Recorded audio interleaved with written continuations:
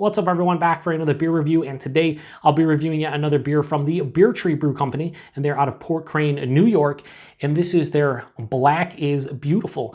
So this is an Imperial Stout that comes in at 10% alcohol by volume, no IBUs listed, time of review. This can is just over 6 weeks old, and I'm gonna give a huge thanks and shout out once again to a very good friend of mine and viewer of the channel, Dan, for hooking me up with this one, so huge thanks to him. I'll post a link in the description box to the Beer Mail unboxing video I did. It contains all the goodies that Dan sent my way, and this is the last of the box, and Black is Beautiful. So this is a huge collaborative effort that is it was started by Weather Souls. Now on the side here it says hosted by Weather Souls Brewing Company, San Antonio, Texas. So basically this is a collaborative effort between them. They basically started the recipe, and if any brewery wanted to join, they could. And the whole reason for this is brewed to support justice and equality for people of color. Absolutely fantastic. So there's over 1,100 breweries that are a part of this. Beer Tree is one of them. And how it works is that I believe Weathered Souls posted the recipe on their website, and you can either brew the recipe as is, or you can put your own twist on it. You can add adjuncts, barrel age, whatever the case may be.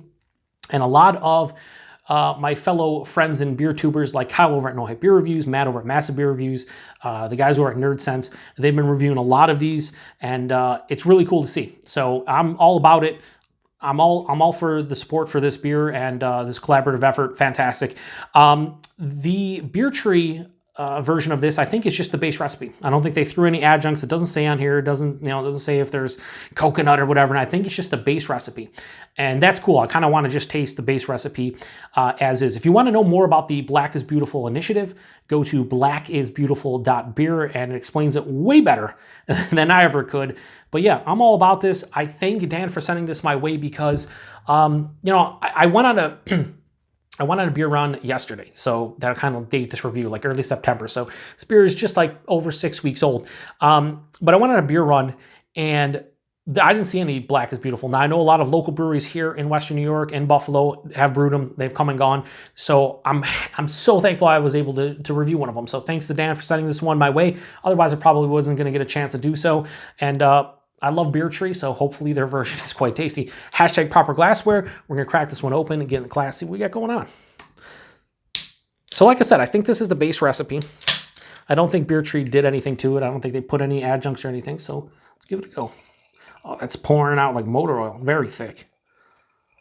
Wow, that looks awesome. All right, I got to get my schnoz in there, so put it over here. So, pitch black. About a three-quarter finger head that is pretty much mocha colored, dissipating a little bit. But yeah, that looks like a big Imperial Stout at 10%. For sure. Let's get a nose. What? Wow, that smells super sweet. I did not expect that. Like I said, there's no adjuncts in here, right? But this smells like there's like some kind of chocolate. No, there's nothing on the label that would indicate this is brewed with anything but just a base recipe. But yeah, super, like I'm getting like dark fruits, like cherry, plum, great. But I'm getting like a lot of chocolate, maybe vanilla. Big roasted kind of malt presence to it. Not like charred, but just roasted coffee. A lot of chocolate. Wow, it smells sweeter than anticipated. With the base recipe, I just thought it would be like an Imperial Stout. This smells like there's some kind of sweetness, like an adjunct or something here, but I don't think there is. I think it's just the base beer.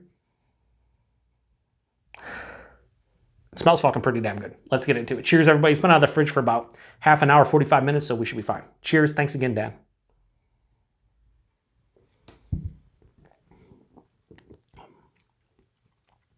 All right, so not as sweet in the taste, but still sweet.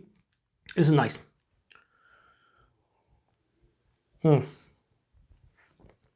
Right up front, a lot of chocolate. Baker's chocolate, 50-60% cacao bar kind of chocolate, like more of a bittering chocolate and less sweet. There's an underlying roasted malt character to it. I'm still getting those dark fruits, dark, sweet, dark cherry, things of that, right at the forefront. Like that's all hitting. Passes through the palate. There's this bitterness, like this moderate bitterness that kind of hits maybe like 2/3 of the way through the palate. Along with that comes this like slight earthiness that I'm getting.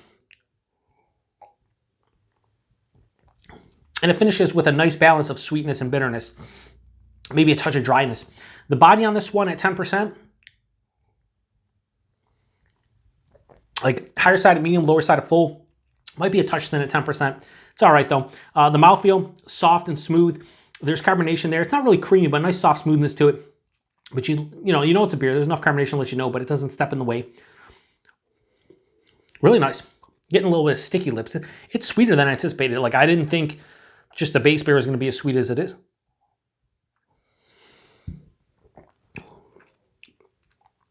Man, really nice. It's not like, I thought this might be like super complex and like over the top. It has a complexity to it, but it's not too much, if that makes any sense. Like, I thought it might be a little bit just ridiculous, but I'm really liking this one. It's not mind-blowing to me. It's just a really well-made Imperial Stout. I like the dark fruits and whatnot, along with that sweeter like chocolate character. I like that it has a nice balance between the sweetness and the bitterness. Maybe leaning slightly sweet, but not too much. 10%, I really can't taste it. Feel it a little bit into the chest, but it drinks like it's like 8, 8.5, not 10. Did a good job hiding the alcohol. Yeah, this is good. I really like this. It's fun because I'm glad, and I'll say this, I'm glad that as far as a Black is Beautiful beer goes, I'm glad I got a beer from a brewery that just did the base recipe. I don't think they fucked with it at all. Don't get me wrong, I would love to try like some breweries out there that are, throwing coconut and, vanilla and this and that and a barrel agent, whatever. That'd be fun. I'm sure they're amazing, tasty beers. But to get like the base recipe from a brewery and just taste whatever recipe they put out there, but their take on it, it's really cool. It's really cool to be able to try. It's not a mind-blowing Imperial Stout to me, but it's still pretty fucking good for a good cause.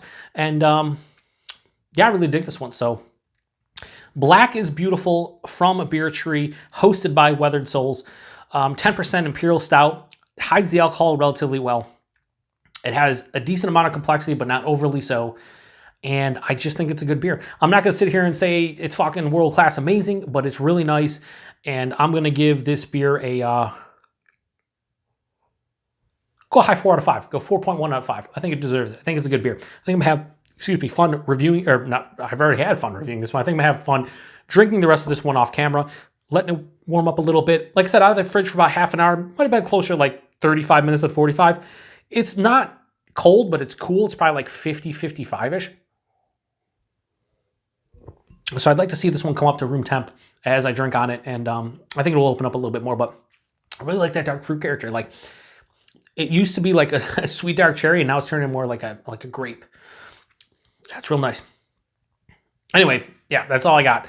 4.1 out of 5 for Black is Beautiful from Beer Tree. If you've had this one specifically, let me know what you think about it. But if you've had any of the Black is Beautiful beers, this series of beers, the collaborative effort from Weathered Souls, no matter what version you tried, let me know what you think about it. I'd be curious to hear your opinions on this series and whatnot, and what you think about the beer. But if you've had this one specifically, I'd really like to know, because I don't think I've seen anyone review it. I would imagine Kyle over at No Hype Beer Reviews has reviewed this one. If so, I'll have to go to his channel and see, but I feel like he probably did, right? But outside of that, price and availability, I have no idea. This was sent to me by Dan. I'd imagine these are probably, $20 a 4-pack, something like that. Availability, wherever the breweries, if you live in an area where a brewery has joined the effort, then you probably have seen this one, or maybe grab this one yourself. But yeah, that's it. So I'm hoping to maybe try some more of these in the future. I don't know if they're going to continue brewing them or not at different breweries and whatnot.